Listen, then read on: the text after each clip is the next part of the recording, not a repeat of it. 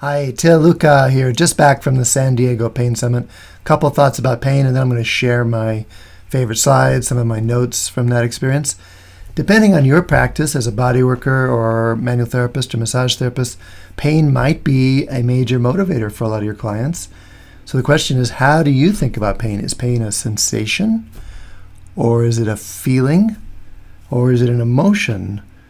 Where is it in that spectrum, sensation to emotion? Is pain an emotion? Interestingly, if it was an emotion, would we work with it differently? If it was an emotion more than, say, a sensation? And is pain a signal? Is nociception the signal generated by nerves and nerve endings that gets transmitted to your central nervous system? Is that pain?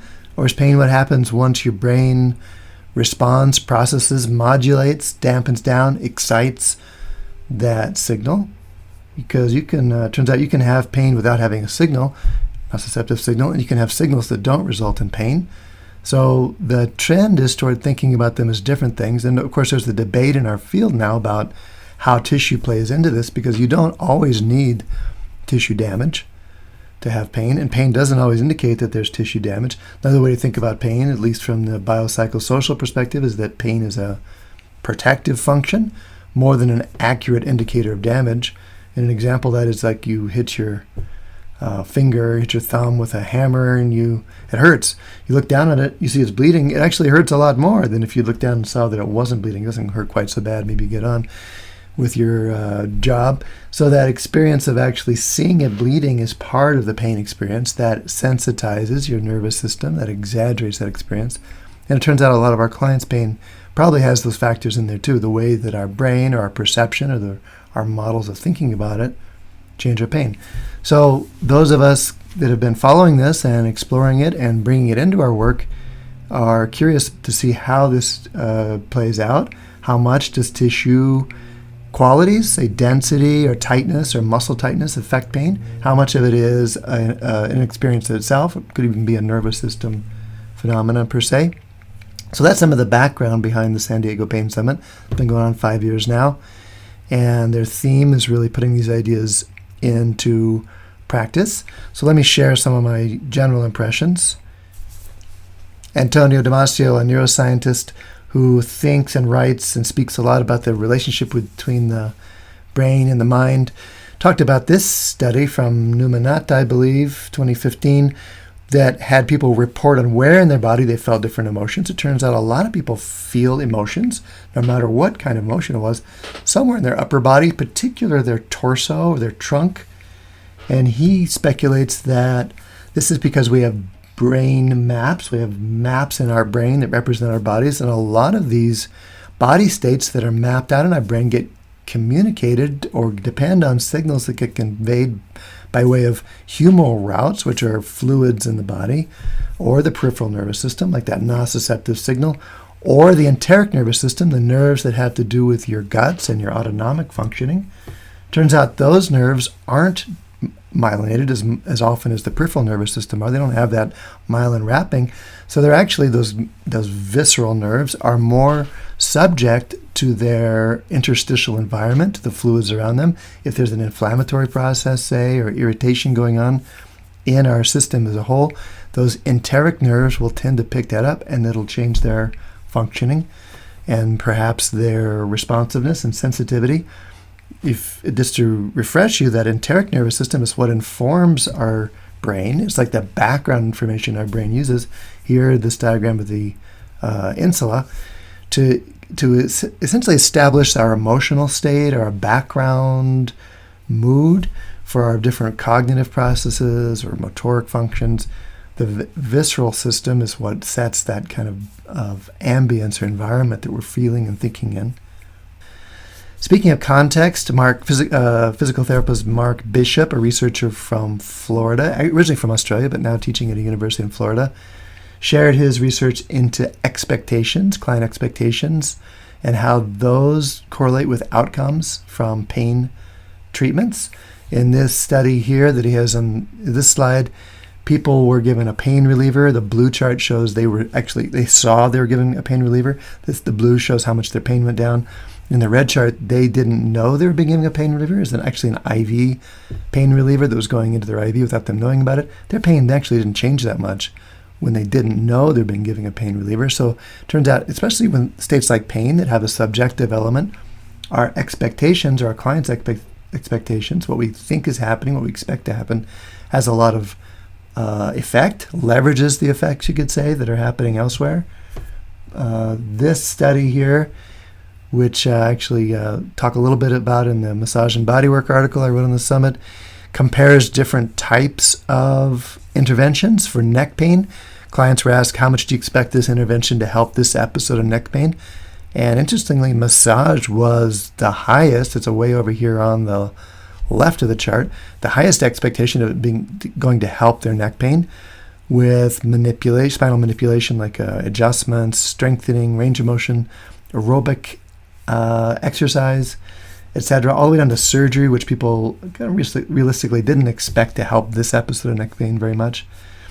So this is just a little map of how much positive expectations we have in the background when we go to do our massage work. And those actually do translate into effects. People get better because they expect to, or those are mutual reinforcing relationships. Compassion. Shelley Prasko, speaking about compassion and her research and writing on that, she outlined, or she made a distinction between 3 different orientations to compassion. One being compassion we give to others, another type being compassion that we receive from others, and then the third type there being compassion that we actually have for ourselves. And her analysis of different studies shows that when people are giving compassion to others, it does protect them against burnout to a certain level. It does reduce anxiety, medical costs, medical errors, malpractice claims, and people that are giving more compassion or have more skill or facility giving compassion. It also increases their well-being. Now, I don't have this on a slide, but I know from my own reading on the subject that people that in caregiving professions are typically pretty poor at taking care of themselves. We're worse on average than the population as a whole in terms of taking time for ourselves. So this is where the self-compassion really comes in. She says the people that have better self-compassion skills have less anxiety, less depression, less of all this stuff on the left, and more of the stuff on the right, more motivation, more life satisfaction, etc. It's kind of intuitive. It goes without saying, really, that if we can have some compassion for ourselves, or treat ourselves at least as good as we treat our clients, which is an interesting concept. How good a practitioner are you for your client that is yourself? How good a client are you for your relationship with yourself? Then we actually have all sorts of follow-on benefits from that self-care. Catherine Schottmeyer spoke about a couple things, amongst them the history of the opioid epidemic in the States. Turns out they're originally marketed as a safe and non-addictive response to undertreatment of pain.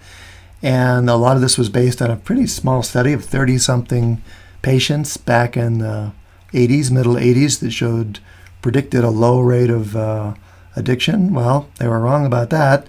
And how this business model ended up generating quite a bit of sales pressure for doctors, and a pretty effective sales machine that enrolled doctors in this distribution channel that ended up in, unfortunately, quite a bit of addiction and follow-on collateral effects, or damage to people's well-being as a result of overuse of painkillers and the resulting addiction.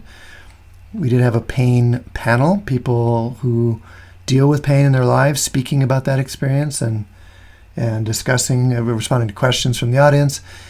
And to wrap up, Mark Milligan and Sandy Hilton, 2 PTs, spoke about taking care of ourselves some more and the phenomenon of burnout. Turns out they quoted some statistics from massage therapy demographics that shows that half of massage therapists work somewhere else. I don't know if that's a sign of burnout or balance, but our own research here at Advanced Trainings has also shown that a lot of massage therapists, especially those who are most satisfied with their practices, actually have another source of income too.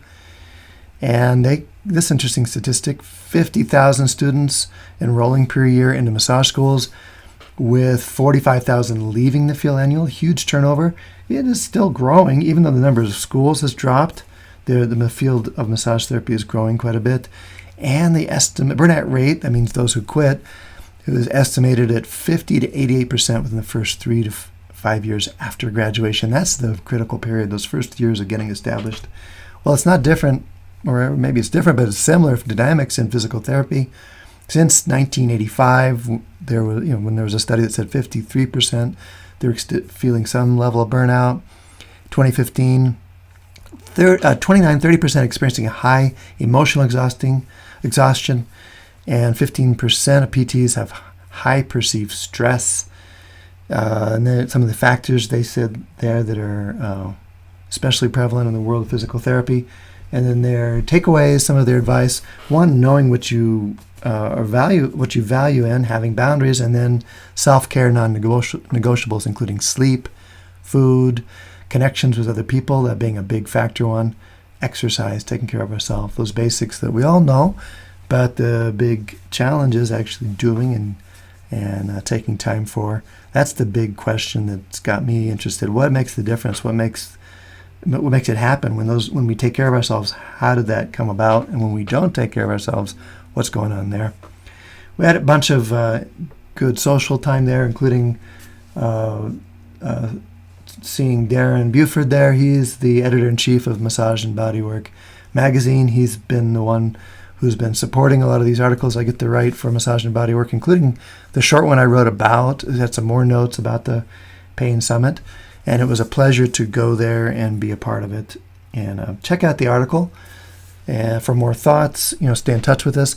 I want to do a quick commercial for a trip that my group is doing, advancedtrainings.com is doing. We're heading off to Thailand early next year, 2020, for a retreat in our Advanced Myofascial Technique series. It's a retreat for manual therapists and body workers.